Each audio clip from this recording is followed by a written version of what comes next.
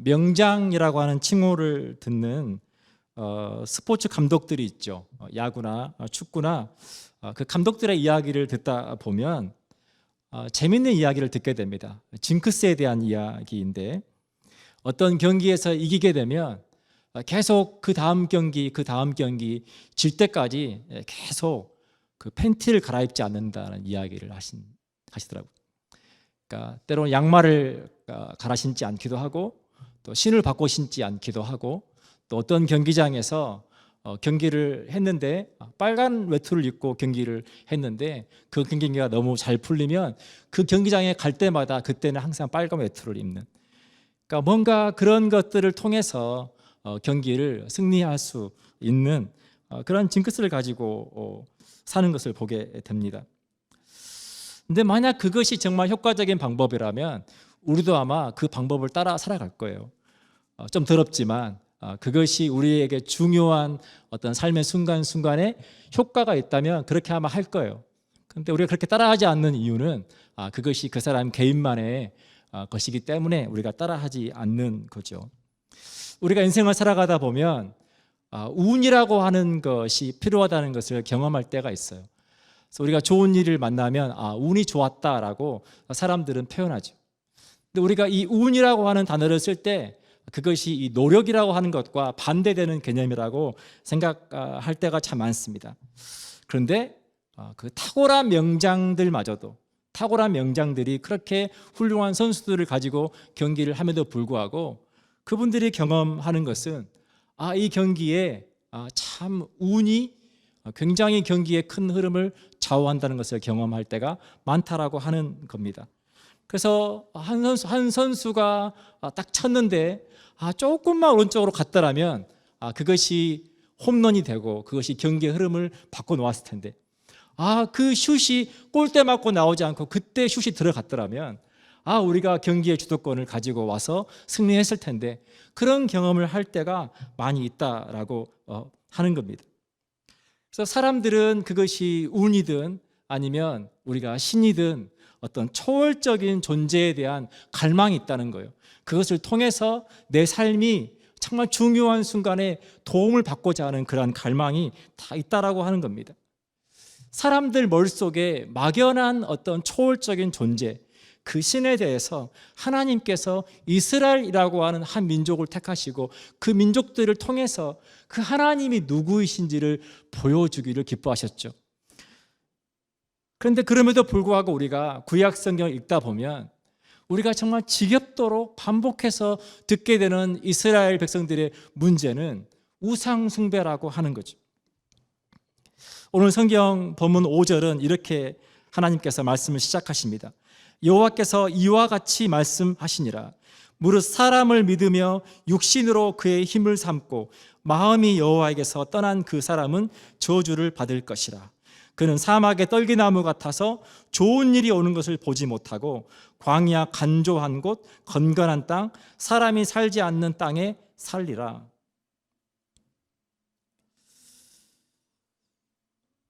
우리의 삶 가운데 어떤 문제가 반복해서 나타날 때 우리가 기억해야 될 것은 우리가 그 상황을 바라보는 관점이 잘못되어 있다라고 하는 겁니다.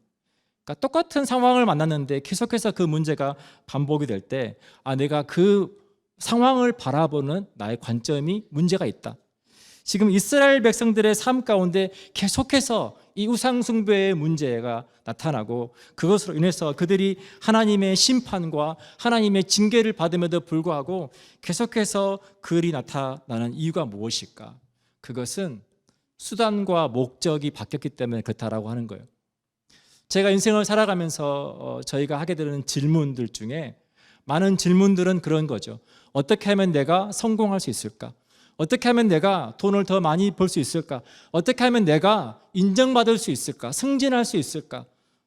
계속해서 우리가 그런 질문을 가지고 살아가죠.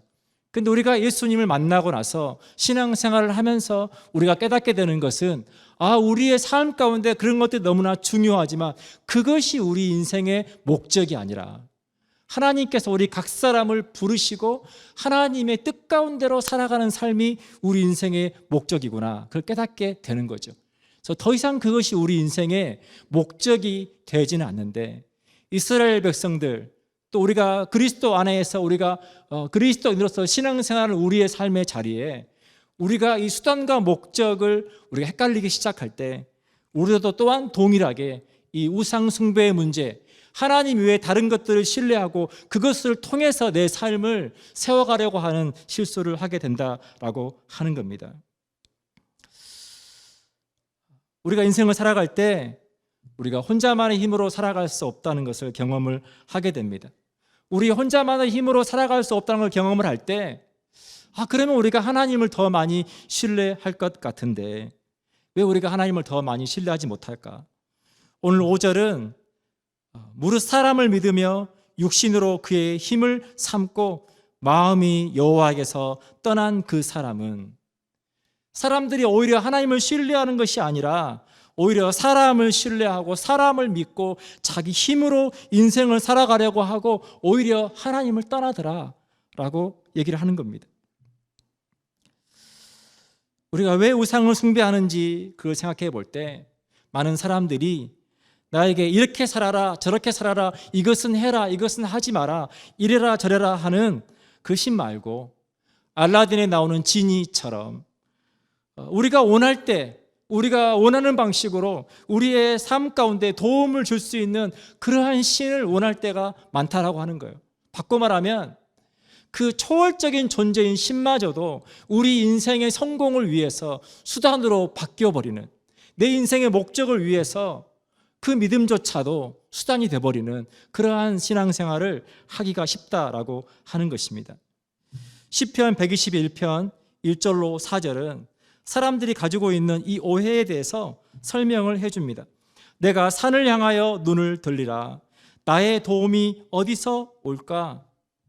예레미야 17장 2절에서 이 산에 대해서 조금 더 설명해 줍니다. 그들의 자녀가 높은 언덕 위 푸른 나무 곁에 있는 그 제단들과 아세라들을 생각하도다. 그들이 하나님 외에 우상을 숭배하면서 그 산을 바라보면서 그것이 우리의 삶 가운데 도움이 될 거라고 생각하지만, 나의 도움이 어디서 올까? 우리의 도움은, 나의 도움은 천지를 지으신 여호와에게서로다. 우리의 도움은 온 우주 만물을 창조하신 살아계신 하나님께로부터 온다라고 하는 것입니다. 저 여러분 가운데 그 믿음이 있기를 축복합니다. 여호와께서 너를 실족하지 않게 하시며 너를 지키시는 이가 졸지 아니하시리로다. 이스라엘을 지키시는 이는 졸지도 아니하시고 주무시지도 아니하시리로다.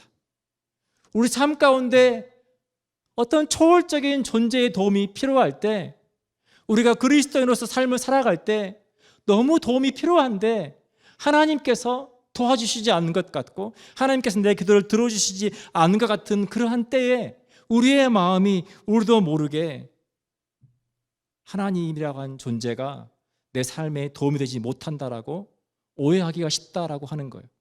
그거에 대해서 시편 기자는 하나님은 너를 실족하지 않게 하시며 너를 지키시는 하나님은 졸지도 아니하시고 주무시지도 아니하시는 하나님이다. 사랑하는 여러분, 저와 여러분을 지키시는 하나님은, 저와 여러분을 우리 삶을 인도하시는 하나님은 졸지도 아니하시고 주무시지도 아니하시고 오늘 또 우리의 삶의 자리에서 살아 역사하시는 하나님이신 것을 믿으시기를 축복합니다. 그렇게 하나님을 떠난 사람들, 그러한 삶에 대해서 오늘 본문 9절과 10절은 그러한 삶이 어떤 삶인지를 설명해 줍니다. 만물보다 거짓되고 심히 부패한 것은 마음이라. 누가 능히 이를 알리오마는. 나 여호와는 심장을 살피며 폐부를 시험하고 각각 그의 행위와 그의 행실대로 보응하나니. 그러한 삶에 대해서 성경은 그렇게 부패하고 타락한 마음을 가지고 그렇게 살아가는 삶에는 그의 행위와 그의 행실대로 하나님의 보응하심이 있다, 그 얘기를 하고 있는 거예요. 그러면서 11절에 불의로 치부하는 자는 자고새가 낳지 아니한 알을 품음 같아서 그의 중년에 그것이 떠나겠고 마침내 어리석은 자가 되리라. 자고새가 낳지 아니한 알을 품음 같다. 여러분, 자고새는 메추라기와 굉장히 비슷하게 생긴 새입니다. 근데 이 자고새의 특징은 자기가 낳지 않은 알을 자기 알로 여기고 그 새끼를 부화시키는 특성이 있어요. 그래서 뻐꾸기가 와서 자고새 둥지에 와서 그곳에 알을 낳습니다. 분명히 크기가 더 커요. 뻐꾸기 새 알이 더 큽니다.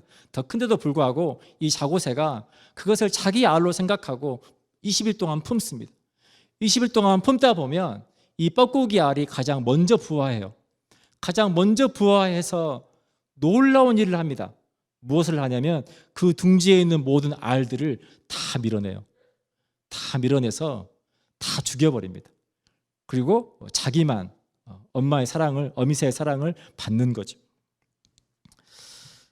참 그 자고새의 입장에서 생각해 보면 얼마나 슬픈 일이에요. 내 알이 아닌 다른 알을 내가 내 새끼라고 착각하고 그렇게 부화했는데 그 알이 내 알들을 다 밀어내버린 것. 얼마나 슬픈 이야기입니까? 그런데 더 슬픈 이야기는 무엇이냐면 이 뻐꾸기가 다 자란 후에 이제 어미 뻐꾸기가 와서 뻐꾹하면 그때 주저하지 않고 그 어미 뻐꾸기를 따라가 버린다는 거예요. 그러니까 뭐가 남습니까? 빈 둥지만 남는 거죠. 정성껏 돌봤는데 남는 거는 빈 둥지라는 거예요. 그래서 그거에 대해서 자고새의 눈물이라고 하는 표현을 씁니다. 오늘 우리가 하나님을 떠나서 살아가는 삶, 사람을 의지하고 부패하고 타락한 마음을 가지고 살아가는 삶의 인생이 저주를 받는데 그 저주받은 삶이 마치 이와 같다는 거예요. 아무것도 남지 않는 삶, 내가 뭔가 성공한 것 같고 뭔가 이룬 것 같은데 그러나 때가 돼서 내 인생을 돌아보니 아무것도 남아있지 않는 삶과 같다는 이야기를 우리에게 하고 있다고 하는 것입니다. 이거에 대해서 전도서 1장 1절로 4절은 이렇게 설명해 줍니다. 다윗의 아들 예루살렘의 왕 전도자의 말씀이라. 전도자가 이르되 헛되고 헛되며 헛되고 헛되니 모든 것이 헛되도다. 해 아래에서 수고하는 모든 수고가 사람에게 무엇이 유익한가? 한 세대는 가고 한 세대는 오되 땅은 영원히 있도다. 계속해서 땅은 거기에 있지만 그러나 그 땅에 살아가는 사람들은 한 세대가 오고 또 그 한 세대는 가고 또 한 세대가 오고 또 한 세대는 가고 우리 인생이 유한하다라고 하는 거예요. 이 땅에 우리가 잠시 왔다가 우리가 하나님께서 우리를 위해서 예비하신 하나님 나라로 떠나가는 삶이 우리의 삶이라고 하는 겁니다. 그러니 이 땅을 살아갈 때 우리 삶의 존재의 이유와 그 목적을 분명하게 하고 살아가는 것이 너무나 중요하다라고 하는 것입니다. 오늘 본문 7절입니다. 그러나 무릇 여호와를 의지하며 여호와를 의뢰하는 그 사람은 복을 받을 것이라. 하나님께서 저와 여러분을 이 세상에 남겨두신 이유는 우리로 하여금 하나님의 그 희망을 전하는 존재로, 복을 받은 존재로 저와 여러분을 부르셨다라고 하는 것입니다. 어떤 한 지역이 있어서 그 지역이 개발이 될 때 이제 그 지역에 어떤 하우스들을 계획하고 그리고 이제 그 지역을 분양하려고 할 때 거기에 모델하우스를 짓죠. 모델하우스를 짓고 그 모델하우스 안에 들어가면 평수대로 또 그리고 어떤 스타일에 따라서 A형과 또 B형이 있고 또 옵션에 따라서 풀옵션도 있고 그 모든 것들을 다 설명해 줍니다. 보여주죠. 눈으로 보게 해주죠. 실제처럼. 근데 현실은 밖에 나와 보면 허허벌판이에요. 아직 빈 땅에 아무것도 없어요. 근데 그 모델하우스를 통해서 앞으로 지어질 그 건물에 대해서 상상하고 그거에 대한 소망을 갖는 거죠. 하나님께서 이 땅 가운데 교회를 세우신 목적은 교회를 통해서 하나님께서 하나님의 나라를 보여주고자 하심이라고 하는 거예요. 하나님께서 저와 여러분의 가정 공동체를 세우신 이유는 우리의 가정 공동체를 통해서 또한 저와 여러분의 삶을 통해서 하나님은 아무것도 보지 못하는 소망 없는 사람들에게 하나님께서 우리에게 주기 원하시는 그 하나님의 나라, 하나님께서 우리와 함께 하시는 그 천국, 그 소망을 우리를 통해서 주기를 원하신다라고 하는 것입니다. 사랑하는 여러분, 저와 여러분이 그 하나님께 쓰임받는 축복의 통로가 되시기를 축복합니다. 우리가 여호와를 의지하며 여호와를 의뢰하고 살아간다라고 하는 게 뭘까? 우리가 우화의 내용 중에 한 연못에 개구리가 살고 있었어요. 근데 이 개구리에게는 소원이 있었습니다. 좀 높은 곳에 올라가서 이 넓은 세상을 좀 봤으면 참 좋겠다, 그런 소원이 있었어요. 그래서 어느 날 독수리를 만나서 독수리에게 자기의 소원을 이야기합니다. 내가 높은 곳에 올라가서 이 넓은 세상을 좀 보고 싶어. 그랬더니 독수리가 그래, 내가 도와줄게. 그렇게 해서 독수리가 개구리를 도와주기로 합니다. 그때 독수리가 개구리에게 그런데 한 가지 주의할 것이 있어. 그것은 내 발을 꼭 물고 절대로 입을 벌리면 안 돼. 그 이야기를 하는 거예요. 이제 독수리의 도움으로 하늘 높이 올라갑니다, 개구리가. 그리고 아래를 바라보니까 세상이 너무 아름다운 거예요. 너무 마음이 기뻤어요. 그때 이 개구리를 보고 있었던 다른 개구리들이 너무 그것을 부러워합니다. 그러면서 이렇게 묻는 거예요. 누가 그렇게 기가 막힌 아이디어를 냈어? 라고 묻는 거예요. 이제 막 입이 근질근질했던 이 개구리가 너무 신이 나서 한마디를 외칩니다. 내가라고 외치는 그 순간 땅에 떨어져 죽었다라고 하는 슬픈 이야기입니다. 사랑하는 여러분, 그냥 우화의 한 내용에 불과하지만 우리가 이 땅을 살아갈 때 끊임없이 우리 그리스도인들의 삶 가운데 우리가 주의해야 되고 경계해야 되는 것 중에 하나는 무엇이냐면, 우리가 하나님을 하나님으로 인정하고 살아가는 것이 너무나 중요하다라고 하는 겁니다. 성경은 많은 부분에 있어서 교만하지 마라, 교만은 패망의 선봉이다, 겸손해라, 늘 그 이야기를 해요. 우리가 겸손하고 교만하지 않는다라고 하는 말의 의미는, 우리가 하나님을 의지하고 하나님을 의뢰한다라고 하는 말의 의미는 우리가 하나님을 하나님으로 인정하고 그분의 말씀을 따라 살아가는 것이라고 하는 것입니다. 예수님께서 요한복음 15장 10절로 12절에서 우리에게 이것에 대해서 이렇게 말씀해 주십니다. 내가 아버지의 계명을 지켜 그의 사랑 안에 거하는 것 같이 너희도 내 계명을 지키면 내 사랑 안에 거하리라. 하나님의 말씀을 지키는 것이 그의 사랑 안에 거하는 것이고, 그의 사랑 안에 거할 때 내가 이것을 너희에게 이름은 내 기쁨이 너희 안에 있어 너희 기쁨을 충만하게 하려 함이라. 내 사랑이 너희 안에 있을 때 너희의 삶의 자리에 나의 기쁨이 충만할 것이다. 내 계명은 곧 내가 너희를 사랑한 것 같이 너희도 서로 사랑하라 하는 이것이니라. 우리가 하나님의 말씀을 따라 살아간다라고 하는 것은 한마디로 우리가 서로 사랑하며 살아가는 것이라고 하는 것입니다. 많은 사람들이 계속해서 질문들을 가지고 살아갑니다. 어떻게 하면 성공할 수 있을까? 우리 그리스도인들의 삶에 우리가 가지고 살아가야 되는 그 질문은 어떻게 사랑할까? 우리가 어떻게 하나님을 사랑할까? 우리가 어떻게 내 이웃을 사랑할까? 남편이 아내에게 어떻게 내가 내 아내를 사랑할까? 어떻게 내가 내 남편을 사랑할까? 어떻게 내가 부모로서 내 자식을 사랑할까? 많은 것이 어렵게 느껴지지만, 하나님을 사랑한다는 것 어렵게 느껴지지만, 여러분 정말 우리 마음 가운데 사랑하는 마음이 있고 어떻게든 그 사랑이 표현되기를 우리가 원한다면, 여러분 그것은 절대 어려운 것이 아닙니다. 너무 쉬운 겁니다. 하나님께서 뭘 기뻐하실까? 내가 누군가를 사랑할 때 이 사람이 무엇을 좋아할까? 무엇을 싫어할까? 그것을 통해서, 우리를 통해 사랑이 나누어질 때 하나님의 약속은 무엇이냐면 내 사랑이 너희 안에 거한다. 여러분 그 삶이 하나님께로부터 복을 받은 삶이라고 하는 것입니다.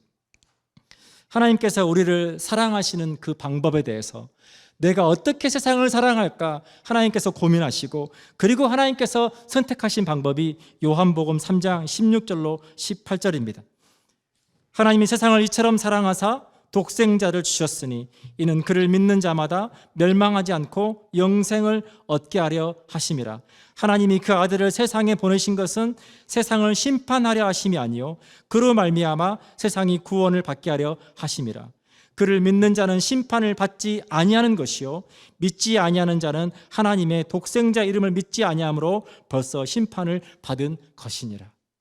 하나님께서 세상을 사랑하시고 하나님께서 선택하신 방법은 독생자인 예수 그리스도를 통해서 그분을 화목제물로 우리의 죄를 대신해서 그 죄값을 치루시는 화목제물로 하나님께서 이 땅에 인간으로 보내시고 십자가의 그 희생을 통해서 우리의 모든 죄를 구원하셨다라고 하는 것입니다.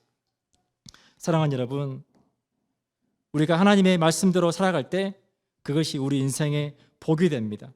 오늘 성경에 있는 약속처럼 무릇 여호와를 의지하며 여호와를 의뢰하는 그 사람은 복을 받을 것이라.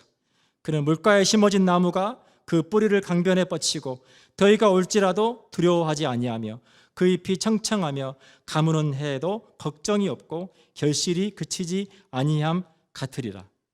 여러분의 삶에 이 은혜가 있기를 축복합니다. 마태복음 5장 14절로 16절은 우리에게 이렇게 말해줍니다. 너희는 세상의 빛이라. 산 위에 있는 동네가 숨겨지지 못할 것이요 사람이 등불을 켜서 말 아래에 두지 아니하고 등경 위에 두나니 이러므로 집안 모든 사람에게 빛이 느니라. 이같이 너희 빛이 사람 앞에 비치게 하여 그들로 너희 착한 행실을 보고 하늘에 계신 너희 아버지께 영광을 돌리게 하라. 사랑하는 여러분, 우리가 사순절을 보내고 있습니다. 이제 다음 주부터 고난주간이 됩니다. 고난주간에 여러분 그 어느 때보다 여러분의 삶의 자리에 하나님의 사랑이 깊이 경험되시기를 축복합니다. 그리고 그 사랑으로 우리 주변에 있는 사람들, 우리 가족들, 우리 친구들, 우리 동료들, 내가 그들을 어떻게 사랑하지? 어떻게 하면 하나님의 사랑이 그들에게 경험될 수 있을까를 우리가 함께 기도하면서 그 어느 때보다 이 고난주간 여러분 삶의 자리에 그 사랑이 풍성하게 경험되고 풍성하게 나누어지시기